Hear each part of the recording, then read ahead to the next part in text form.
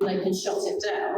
The problem is realising that you've got a problem because they use largely surrogate parameters like turbidity and biological oxygen demand to determine whether or not it's out of kilter, the treatment process. It takes 28 days to get the test results back for all the things like pharmaceuticals and solvents and all that kind of stuff. So all of that is going to pass into the reservoir before they actually realise they've got a problem. So the key concern here, I think, for most of the local community is, can you actually trust Southern Water to run this treatment process and make sure that they don't pollute the reservoir? The reservoir at the moment has got a very, very low risk of pollution because all it's got going into it is the highly tested spring water by Pallant Water and the 3 ephemeral streams that come in from Havant Thicket. So there really is no source of pollution to the reservoir until Southern Water come along and want to discharge their effluent recycling pipe into it.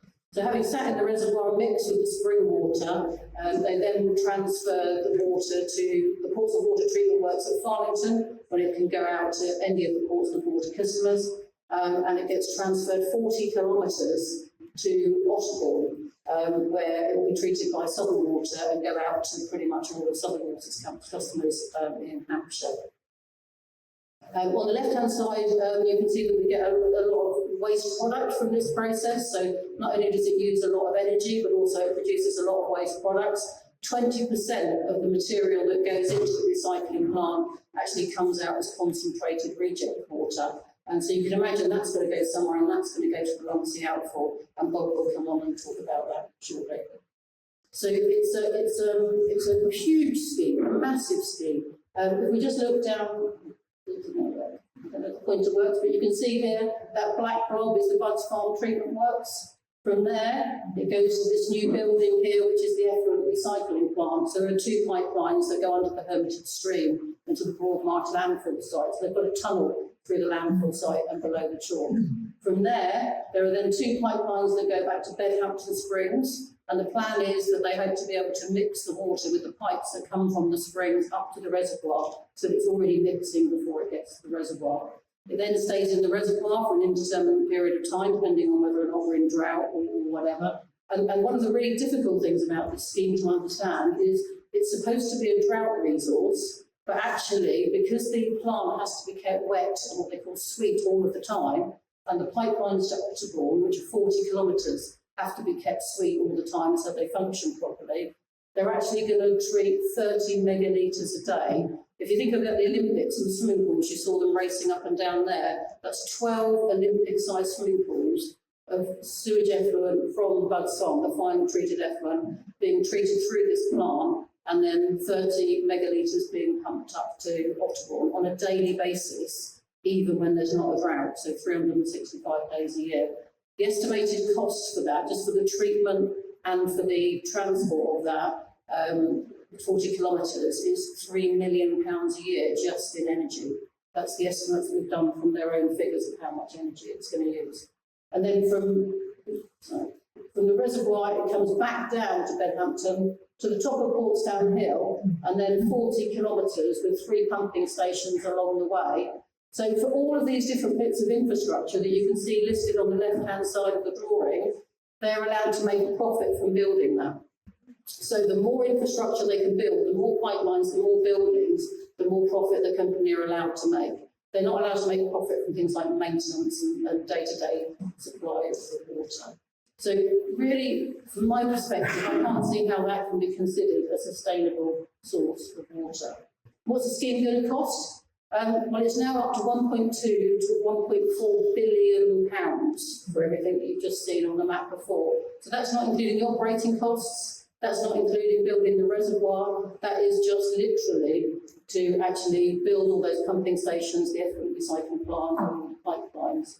So if you're a Southern Water customer on the water supply side, you'll be paying £30 a year for the next 20 years just for this one project. So you've probably heard this morning about lots of extra projects that are needed to try and clean up what's going into the harbours.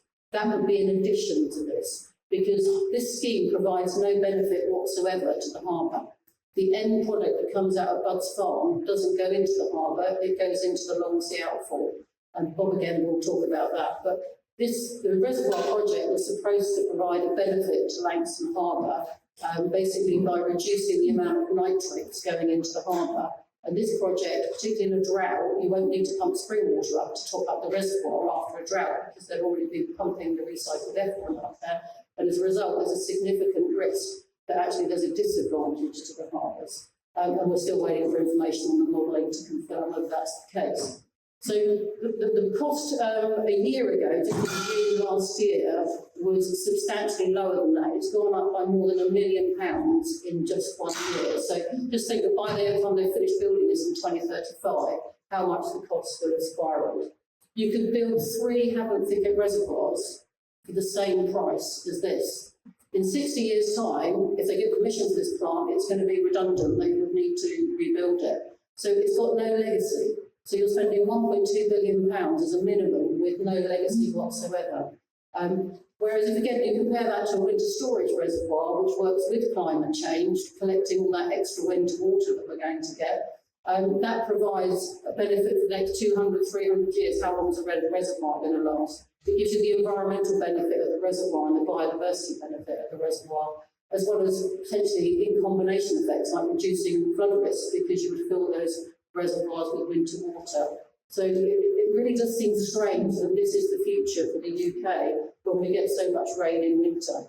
So things to think about, when you're considering your responses on these consultations is this a sustainable solution? Do you think we've got so much rain in the last 2 winters that we should be actually collecting and storing more of that water? Because that's not what's happening, and that's not what's designed for the next 20 years either. The schemes are quite small scale. We need a much more ambitious plan for southern water. The significant risks to Langston Harbour and to the solar will be covered by Bob, so I'll quickly skim over those. D, we've already mentioned the energy costs associated with this are just absolutely phenomenal. And as a result, the carbon as well. You've got all the embedded carbon in all those buildings and pipelines. And then on top of that, you've got this need to operate at 365 days a year, even when it's not actually needed. On top of that, it's not actually working with climate change. Climate change is telling us we're going to get wetter winters. Why aren't we taking advantage of that in this country? We're not. You could say, well, they say we're going towards California in terms of a drought, and this is where these sorts of schemes are used, Namibia, California, where you get 2 or 3 year end-on droughts. Do we really think that's what we're going to get in this country? That's not what the climate models are telling us. They're telling us we're going to get more rain, and we should be looking for ways to store and collect more of that rain. Energy security in the UK is a major, major problem. These, again, looking if this scheme gets the go-ahead, it's going to give the red light to schemes all over South East England to actually be proceeding with the water companies, including, I think some have got 4 in total. So if they get this one, they'll build another 3, including one on the Isle of Wight. So just think about the carbon impact and the energy impact. They've committed to being carbon neutral by 2030. Well, this plant comes online in 2035, requiring all of that energy and carbon. How does that work? I know lots of the community are concerned, and you may have seen some social media posts along the lines that we've got up here. And the key concern here is that the water is likely to taste different. And if people notice that difference in taste, are they going to start thinking about where the water is now coming from? Do they trust southern water enough to actually continue drinking this water? Now, technically, I'm 100% confident you can make this safe to drink. The question is, do you trust southern water to actually do that? And I know that a lot of the community have said to me that they will start buying bottled water. And so the community are really concerned that what this is going to create is a new plastic bottle mountain. And that has already started to happen in Singapore, where they've recently moved to effluent recycling. Portsmouth Water have said that they will just rely on Southern Water's testing and just have a tap at Bedhampton that they can turn on and take samples if they want to. So there's going to be no independent testing of what's coming out at the end of this process. You're going to be relying on Southern Water to maintain the analyzers and to treat this to the highest standard that's required. So bearing in mind it's an environmental buffer lake, it then gets diluted with spring water. By the time it then gets back to your treatment works that you get your water from at the moment, it goes through another treatment process. There is no reason why they can't make this water safe to drink. But the question is that what people will actually believe, or will they be turned off by this? Certainly I believe, and I know a lot of the community believe, that what we should have is consultation with all customers who are going to receive this water, ports of water and supplement customers, so that there's a degree of taking the community along with them, so that if they must go ahead with a solution, they actually get customer support. And that's what they found in other countries, is good practice is to basically bring customers on board. Good practice is to reduce your risks in the sewer.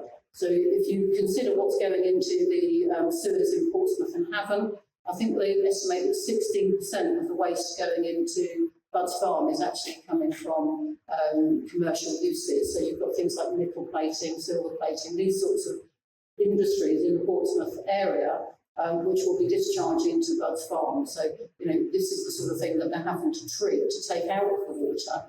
Wouldn't it be better to actually work with those industries to actually reduce what they're putting into the sewer in the first place? And that's what international good practice says you should do. You should reduce the risk at source, not just rely on treatment to take it out.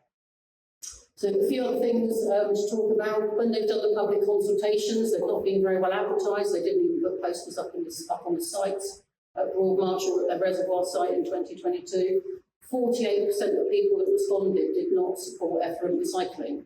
Yet Southern Water is still going around and telling everybody, yes, this is supported by our customers. Well, we could probably take a poll straw today and that might be very fair, but I suspect that there's still about 48% of people who don't support effluent recycling. There's not been adequate consultation. The key concern was, we've talked about them using the reservoir as an environmental buffer lake. When I worked on the Reservoir project, one thing we were really proud of was this was going to be the first chalk spring-fed reservoir anywhere in the world. We couldn't find another one. It was going to be a unique biodiversity opportunity to actually bring forward and see what developed from the spring water. Obviously, it's going to get mixed with water from headwater streams, which are quite acidic, but it will give you quite a different mix of waters there. And Southern Water are giving no commitment whatsoever to actually remineralise through chalk spring water. They'll just get away with the bare minimum that they can based on the information that they've given us so far. As long as it complies with their discharge consent from the Environment Agency, that's what they'll be treating the water to achieve. And I think probably we've all seen what discharge consents are like into rivers, and how limited the regulation is because it relies on the companies to do their own monitoring. The community are concerned that there really are better, more sustainable solutions looking to capture and store more of that winter rainfall. And we think that as a minimum what they should be looking at is a twin track approach, making more sensible predictions about population and climate change and abstraction reform, and then actually developing more quickly things like underground storage in confined aquifers, and also developing more reservoir projects where you can take winter water from the rivers and actually store it for those dry summers that we're going to get. So a twin track approach would be far more sensible here. If you just look at one solution that Southern Water could have adopted 10, 20 years ago, it was certainly being talked about 10, 20 years ago when I was working for water companies, was the top of your picture here, you've got Otterbourne, which is where Southern Water have got their main Hampshire River abstraction for taking water and supplying Southampton and everywhere south, pretty much of Winchester, right along to places like Warsash and into the sort of Tottenham, Wolston sort of area.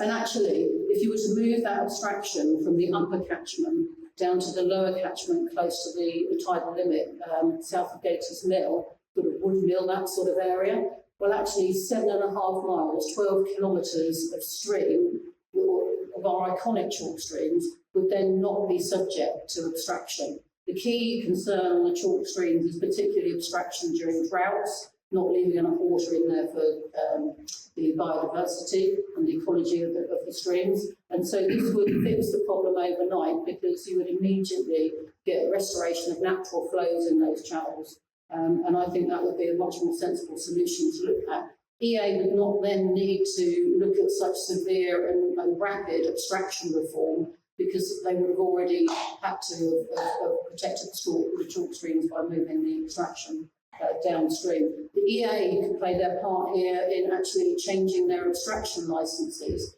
to make them more flexible, to allow companies to take more water in winter and much less in summer. It would then actually encourage water companies towards these kind of storage solutions. So that's all I've got to say at the moment. It's a really complex subject. The alternatives equally, we've not had time to discuss today in any detail. So I would encourage you to go onto the Havant Matters website. There are some leaflets, some I've already passed around, but there's some more on the desk in front of us that have got that slide there.